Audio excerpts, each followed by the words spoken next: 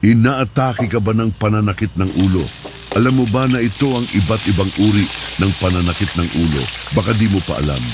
Kapag sa harap ng ulo, migraine yan. Kapag sa palibot ng ulo, stress yan. Kapag sa likod ng ulo, hypertension yan. At kapag buong ulo na ang masakit, wala ka ng pera yan. Ikaw, saan parte ng ulo sumasakit?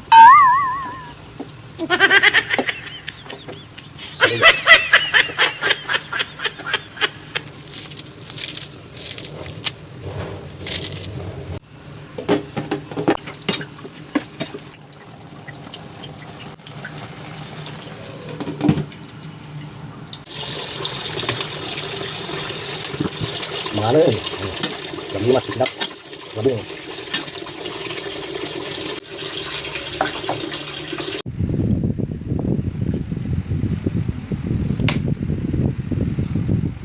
Mga ano yun.